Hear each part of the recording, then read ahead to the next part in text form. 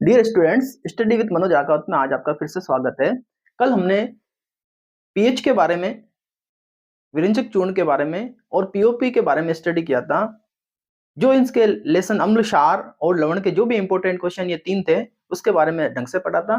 और आज हम पढ़ेंगे श्वसन के बारे में, जो जैव प्रक्रम लाइफ प्रोसेस के अंतर्गत आता है। तो क्वेश्चन अपना किस तरह से बन सकता है, श्वसन किसे कहते हैं?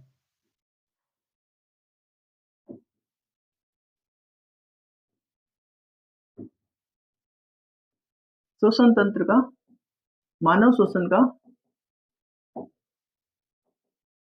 नामांकित चित्र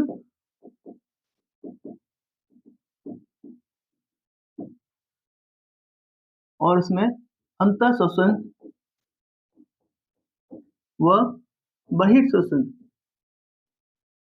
को एक्सप्लेन करना है, ये अपना क्वेश्चन रहेगा। तो श्वसन क्या है? श्वसन वह जैविक प्रक्रिया है जिसके अंदर भोजन का यानी कि ग्लूकोज का ऑक्सीकरण होता है और ग्लूकोज के ऑक्सीकरण होने पर क्या निकलती है? ऊर्जा बाहर निकलती है। ग्लूकोज का विखंडन होता है जिसके कारण क्या होती है? हमें ऊर्जा प्राप्त होती है। तो श्वसन की परिभाषा,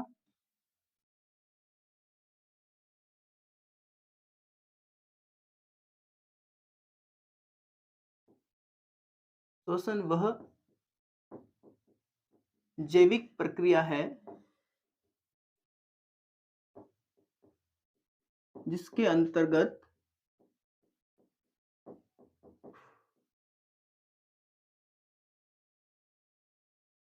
ग्लूकोज का ऑक्सीकरण होता है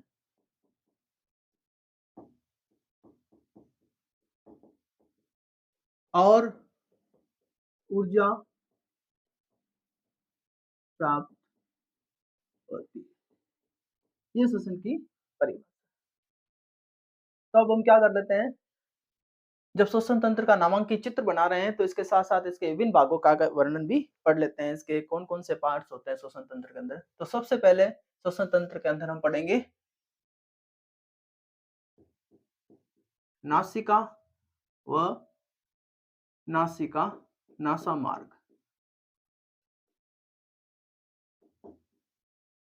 नेसल पैसेज।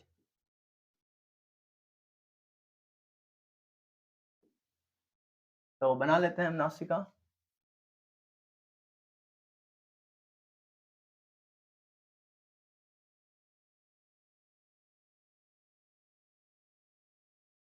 ये जो यहां से स्टार्ट है ये नासा मार्ग है। तो नासा मार्ग के अंदर जैसे नासिका किस तरह से होती है, इस तरह से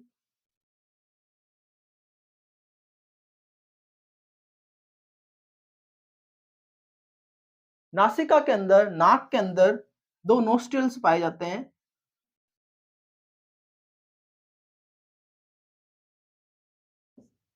नासा छिद्र कहते हैं जिसे।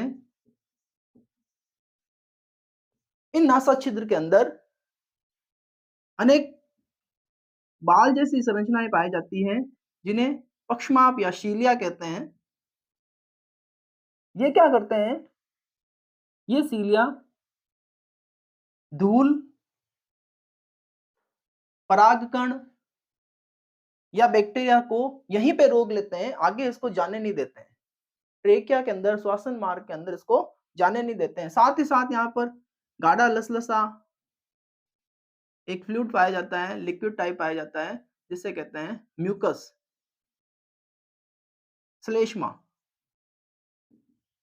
ये श्लेष्मा अगर मान लो कोई बैक्टीरिया यहाँ पे आ भी जाता है तो उसको यहीं पर इस फ्लूइड के कारण ये वहीं पर चिपक जाएगा, आगे की ओर नहीं जाएगा। तो ये इसका कार्य है। इसके बाद आता है नासिका मार्ग के बाद दूसरा आता है ग्रसनी।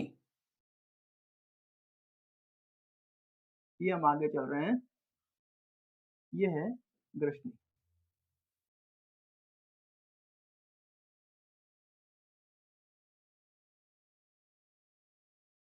फेरिंग्स,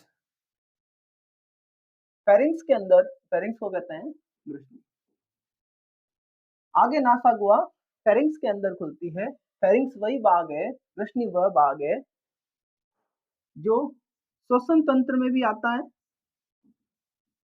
वह पाचन तंत्र में भी आता है। तो ये एक इंपॉर्टेंट लाइन है कि ऐसा कौन सा भाग है जो श्वसन तंत्र का भी हिस्सा है और पाचन तंत्र का भी हिस्सा है। उसके बाद आता है लैरिंग्स। लैरिंग्स को कहते हैं स्वर यंत्र। लैरिंग्स, ये लैरिंग्स है। लैरिंग्स में क्या होता है, लैरिंग्स का मुख्य काम है ध्वनि उत्पादन करना। लैरिंग्स का काम है ध्वनि उत्पादन करना, इसके साथ साथ छींकने में भी सहायक करता है, खांसने में भी सहायता करता है।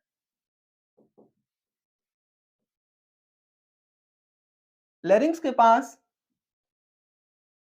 एक द्वार होता है जिसे कहते हैं ग्लोटिस। ये ग्लोटिस है मान लीजिए, और ग्लोटिस पे एक ढक्कन पाया जाता है जिसे कहते हैं एपिग्लोटिस। ढक्कन नुमा संरचना, जो फ्लैप टाइप संरचना देख रहे हो, ये एपिग्लोटिस है। यहाँ बना देते हैं, ये एपिग्लोटिस है।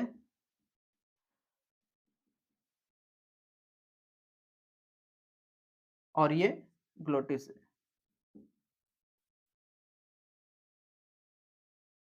इसका काम है जब भी हम भोजन को निगलते हैं तो इस ग्लोटिस के ऊपर एपिग्लोटिस आ जाता है, जिससे भोजन श्वास नाल के अंदर प्रवेश नहीं करता है। इसको इस तरह से समझते हैं, जैसे मान लो ये श्वास नाल है और ये भोजन नाल है, ग्रास नाल है। तो इसके अंदर यहाँ पर ये क्या है, ग्लोटिस है, और ये ग्लोटिस के ऊपर एक ढक्कन होता है, इसे कहते हैं एपिग्लोटिस। एपिग्लोटिस।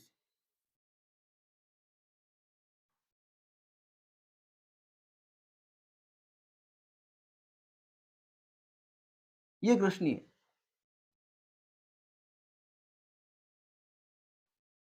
जैसे ही भोजन इसमें आता है, ग्रसनी के अंदर भोजन आता है, तो ये क्या हो जाता है, ये यहाँ पर बंद हो जाता है।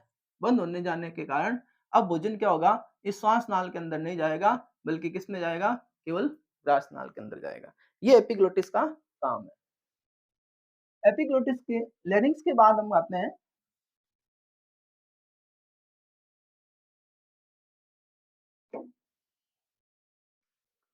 ट्रेकिया।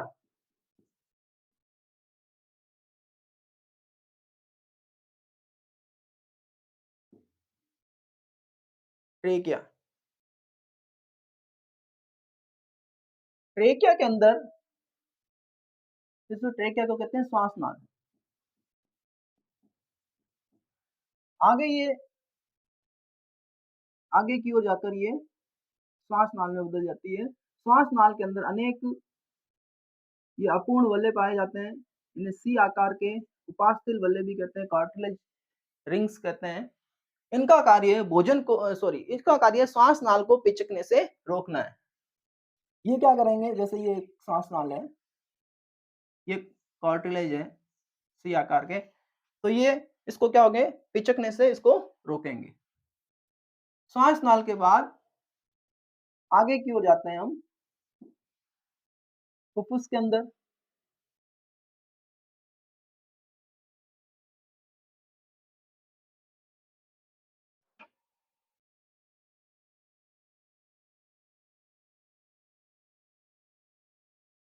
श्वास नाल आगे की ओर जाकर दो भागों में डिवाइड हो जाती है, जिन्हें कहते हैं ब्रोंकाई। क्या कहते हैं, ब्रोंकाई। ये ब्रोंकाई, इसको हिंदी में कहते हैं श्वसनी। तो ये एक श्वसनी और ये दूसरी श्वसनी। और ये श्वसनी कहाँ खुलती है, अपने अपने लंग्स के अंदर खुलती है, फेफड़े के अंदर खुलती है।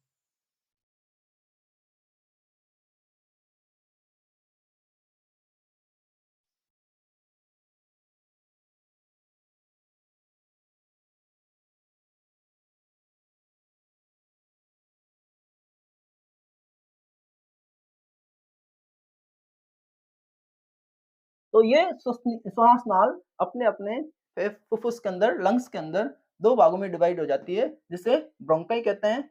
और ये ब्रोंकाई आगे की ओर जाकर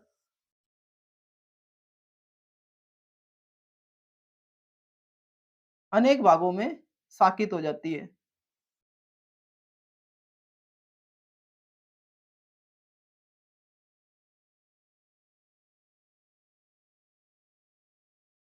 इसी प्रकार से यहाँ पर भी ये अनेक भागों में साकित हो जाएगी।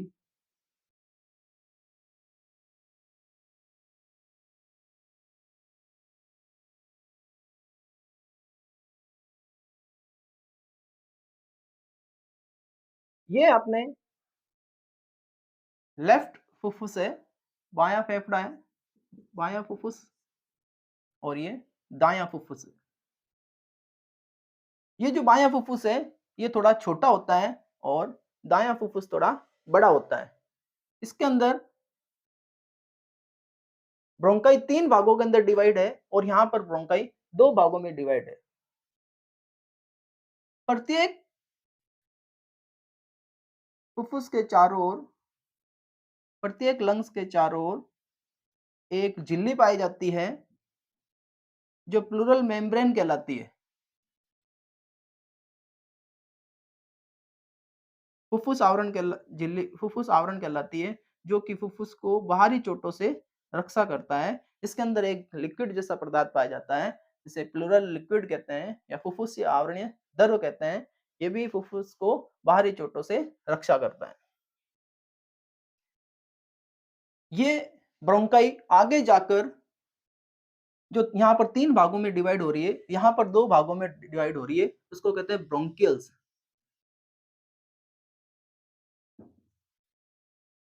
श्वसनिका। और प्रत्येक ओर की ब्रोंकियल्स यहाँ पर जो 3 भागों में है, यहाँ पर 2 भागों में है। यहाँ पर छोटी-छोटी कुछ संरचनाएँ निकलती है, इस तरह से गुब्बारे जैसी। यहाँ से इस इधर से ऐसी असंख्य संख्याएँ स्ट्रक्चर पाई जाती है, जिसे कहते हैं एल्वेओली।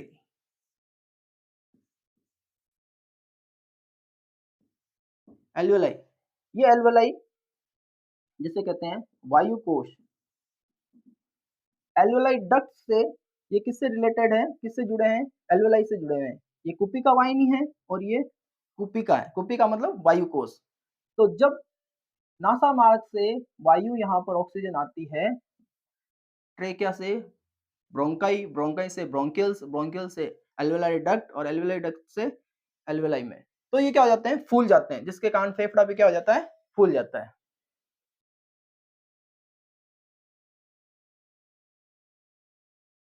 इसके बाद आता है डायफ्राम।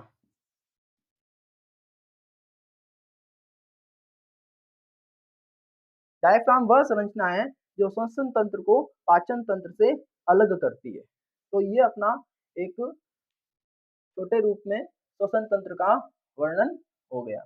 उसके बाद हम पढ़ते हैं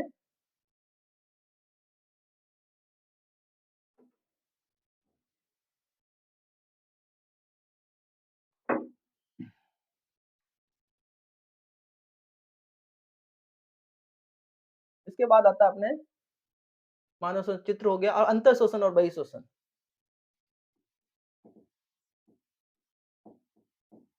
अंतः श्वसन क्या है? ऑक्सीजन को अंदर लेना अंतः श्वसन कहलाता है। जो भी वायु आप अंदर ले रहे हैं वह अंतः श्वसन के अंदर आती है। तो अंतः श्वसन में क्या होता है? अंतः श्वसन जब भी हम सांस अंदर की ओर लेते हैं तो हमारी पसलियों के ऊपर, ये पसलियां यहाँ पे इस तरह से, फेफड़े कहाँ स्थित होते हैं? पसलियों से बने वक्ष पिंजर के अंदर स्थित होते हैं। तो यहाँ पर कुछ पेशियां पाई जाती है जिन्हें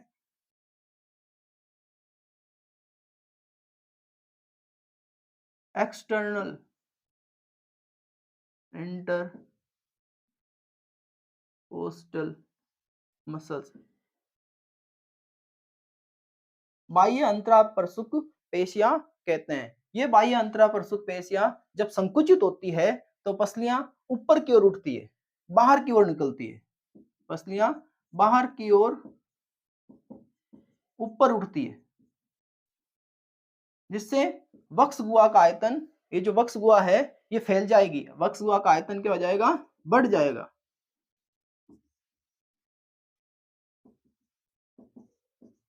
वक्ष गुहा का आयतन बढ़ जाएगा। वक्ष गुहा के आयतन के बढ़ जाने से साथ ही साथ जब वक्ष गुहा का आयतन बढ़ता है तो डायफ्राम, ये जो डायफ्राम है इसके अंदर जो एक पेशी पाई जाती है रेडियल पेशी में संकुचन होता है, जिसके कारण अब डायफ्राम की स्थिति, डायफ्राम अब चपटा हो जाता है, ये खींच जाता है। खींचने से जाने से ये डायफ्राम क्या हो गया? चपटा हो गया। अब फुफ्फुस को यानी कि लंग्स को फैलने के लिए एक जगह मिल जाती है। इस लंग्स को भी फैलने के लिए यहाँ पे एक जगह मिल गई, इसके कारण वक्ष गुहा का आयतन क्या हो गया? बढ़ गया। वक्ष गुहा का आयतन बढ़ने से लंग्स के अंदर निम्न वायुदाब बनता है। वायुदाब क्या हो जाता है? कम हो जाता है, जिसके कारण तेजी से ऑक्सीजन नासा मार्ग से होती हुई ट्रेकिया, ट्रेकिया से ब्रोंकाई, ब्रोंकाई से ब्रोंकियल्स में, और फिर लास्ट में एल्वियोलाई में आ जाती है, वायु कोश के अंदर आ जाती है। और जब वायु कोश पूरे भर जाते हैं तो पूरा फुफ्फुस भी वायु से भर जाता है, पूरा लंग्स वायु से भर जाता है और लंग्स का आकार क्या हो जाता है? बढ़ जाता है। तो इस तरह से अंतः श्वसन की क्रिया होती है। और ये वायु तब तक अंदर आती रहेगी, ऑक्सीजन जब तक अंदर आती रहेगी जब तक बाहर का वायुदाब और लंग्स के अंदर वायुदाब समान न हो जाए। तो इस प्रकार से ये अंतः श्वसन की क्रिया होती है। बाह्य अंतरा प्रसूत पेशियों में संकुचन, जिससे पसलियां ऊपर की ओर उठती है। ऊपर की उठने से वक्ष गुहा का आयतन बढ़ जाता है। वक्ष गुहा का आयतन बढ़ने से अंदर वायुदाब कम हो जाता है लंग्स के अंदर, और वायु तेजी से नासा मार्ग से होती हुई लंग्स के अंदर तेजी से आ जाती है, और तब तक आती रहती है जब तक कि वायुदाब अंदर का और बाहर का समान न हो जाए। तो ये क्रिया कहलाती है अंतः श्वसन। उसके बाद आता है बहिर्श्वसन।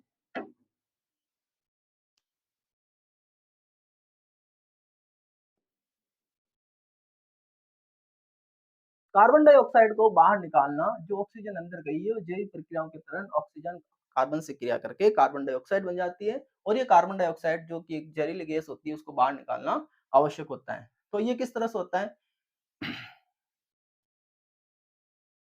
जिस तरह से external internal costal intercostal muscles पाई जाती है, उसी प्रकार से इंटर कोस्टल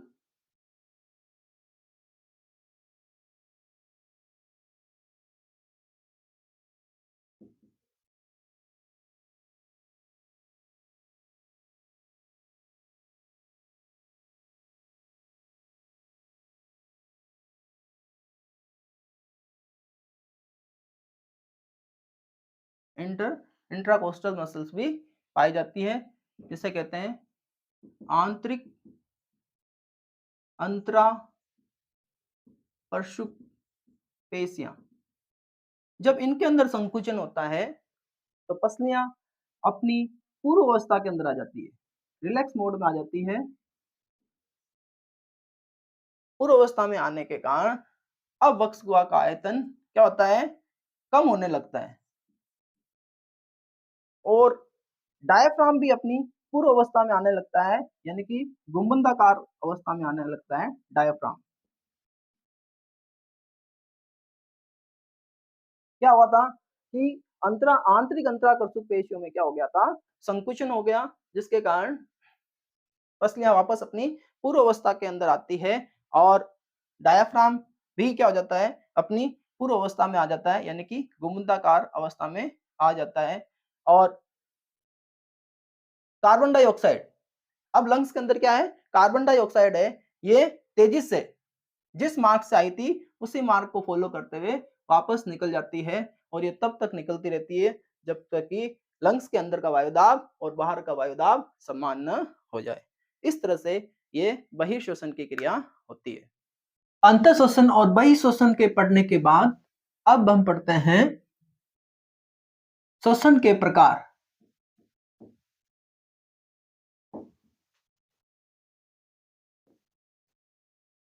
श्वसन के प्रकार। फर्स्ट श्वसन का प्रकार है ऑक्सीश्वसन।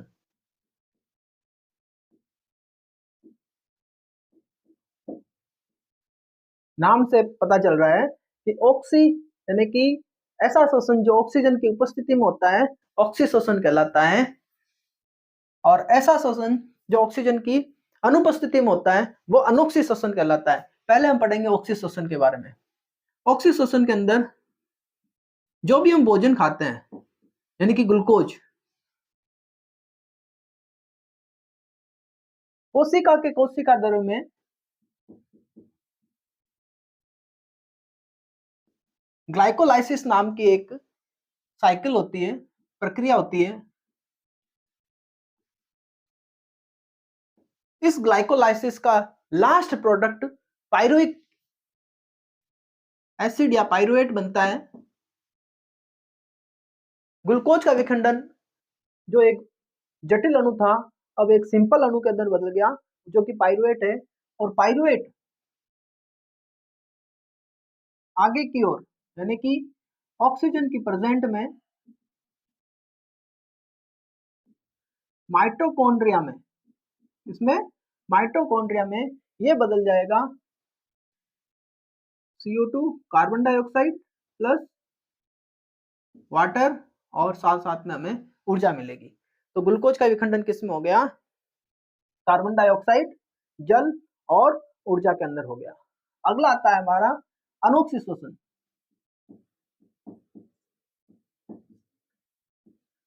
अभी बताया था कि अनोक्सी श्वसन के अंदर ऑक्सीजन अब्सेंट रहती है, ऑक्सीजन की अनुपस्थिति में होने वाला श्वसन अनोक्सी श्वसन कहलाता है। तो यहां से लेके ग्लूकोज से लेके पायरुवेट तक की प्रक्रिया सेम है, यानी कि ग्लूकोज का विखंडन इसमें हो जाता है, पायरुवेट में हो जाता है जो कि कोशिका द्रव्य में होती है, और ये क्रिया ग्लाइकोलाइसिस की तरह ग्लाइकोलाइसिस की प्रोसेस से होती है। और पायरुवेट का विखंडन आगे की ओर जाकर एथिल अल्कोहल में हो जाता है, इसमें हो जाता है एथिल अल्कोहल, और साथ में बनती है CO2 कार्बन डाइऑक्साइड, और ऊर्जा का उत्पादन होता है। ग्लूकोज का विखंडन पायरुवेट में हुआ कोशिका द्रव्य में, और पायरुवेट का विखंडन छोटे जीवाणु में जैसे यीस्ट के अंदर, और ये क्या होगा? ऑक्सीजन की एब्सेंट में होगा। किसमें बदल जाएगा? पायरुवेट एथिल अल्कोहल के अंदर बदल जाएगा। एक अनोक्सी श्वसन और होता है पेशियों में, मांसपेशियों में। मांसपेशियों में किस तरह से श्वसन होता है? यह कि ये ग्लूकोज का विखंडन सेम प्रक्रिया के तहत पायरुवेट के अंदर हो रहा है। क्रिया किसमें संपन्न हो रही है? कोशिका द्रव्य में हो रही है, कोशिका द्रव्य में हो रही है। और इस प्रक्रिया को क्या कहते हैं? ग्लाइकोलाइसिस। क्या कहते हैं? ग्लाइकोलाइसिस,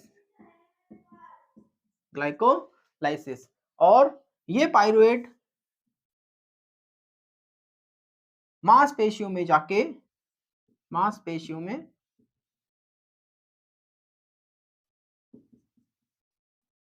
लैक्टिक एसिड में बदल जाता है, इसमें लैक्टिक एसिड, और ऊर्जा का उत्पादन होता है।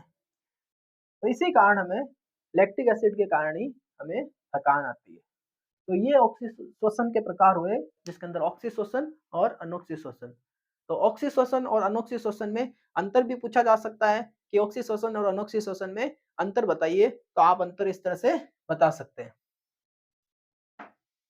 ग्लूकोज का विखंडन कार्बन डाइऑक्साइड में होता है ऑक्सीश्वसन में, जबकि अनोक्सीश्वसन में एथिल अल्कोहल या लैक्टिक एसिड के रूप में होता है। ये ऑक्सीजन की प्रेजेंट में होता है, ये ऑक्सीजन की अनुपस्थिति में होता है, या ऑक्सीजन की कमी के कारण होता है। यहाँ पर आपके यहाँ पे ठीक है आ रहेगा केवल। यहाँ पे मैं एक चीज और बताना भूल गया कि जो बायां लंग्स है ये दो भागों में डिवाइड होता है, और ये जो दायां लंग्स है ये तीन भागों में डिवाइड होता है। इसी कारण ये बायां अंत थोड़ा छोटा होता है और दायां थोड़ा बड़ा होता है। यहाँ पे हार्ट होता है।